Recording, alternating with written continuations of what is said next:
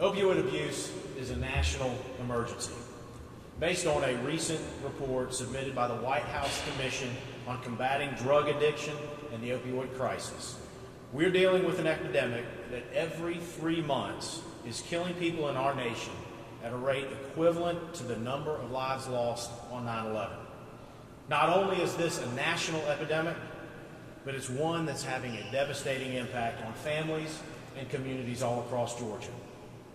We are all working hard to fight the scourge of opioid abuse. And by all, I mean those that are standing behind me today and so many others, community groups, families, educational institutions, companies, chambers of commerce, and others. But unfortunately, it's an uphill battle. Last year alone, 982 Georgia families lost a loved one from an opioid-related overdose, a death toll that has increased tenfold since 1999. Opioids, which include Xanax, hydrocodone, morphine, fentanyl, and heroin, are highly addictive. And because the chemical can take so many forms, the opioid epidemic is one that amasses a list of victims that recognizes no demographic, economic, or geographical boundaries.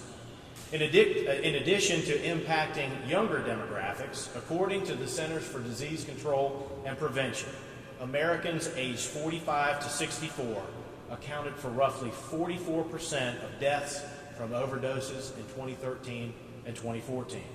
And the proportion of adults 50 and older seeking treatment for opioid addiction has increased dramatically in recent decades.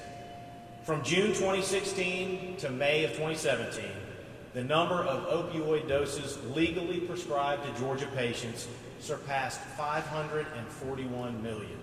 That's roughly 54 legal doses for every man, woman, and child in the state of Georgia. Now, there are legitimate medical reasons for using opioids, but that number does at least raise eyebrows. And I want to point out that as we continue to cut down on the problem with prescription drugs and addiction, dependency is going to cause an increase in the demand for illegal, counterfeit substances hitting our streets, as the GBI Crime Lab and the folks down in Macon know all too well. We need to be prepared to fight this two-front war.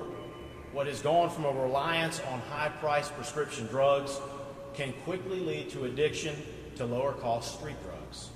As Attorney General, I've made it a priority to dig deep into this issue by collaborating with fellow attorneys general, colleagues in Georgia's public sector, including our law enforcement officials, and leaders in the private and nonprofit sectors.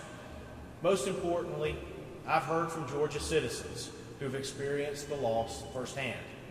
It's through these conversations that I realize that we still too often are combating this issue not in unison, but rather in silos.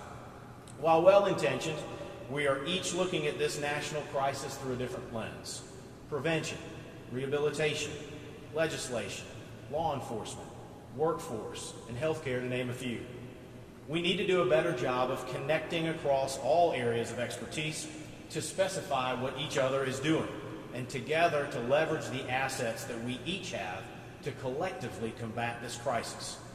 The Office of the Attorney General is in a unique position to provide this platform, and that's why we are creating a statewide opioid task force, providing an infrastructure of communication between the private, public, and nonprofit sectors, local, state, and federal officials, and other stakeholders to ensure we have strong and effective tools to combat this issue that's plaguing our state and nation.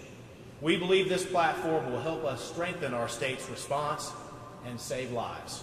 And we are grateful to the many partners from all across Georgia who will be joining us on October the 4th, 2017 for our first meeting at Atlanta Technical College. This is an all-in issue. As I mentioned before, there is a legitimate medical reason to use opioids when done properly. And that relationship between a doctor and a patient is sacred. That's why we have to have doctors. We have to have the medical board. We have to have pharmacies. We have to have pharmacists, law enforcement, nonprofits, chambers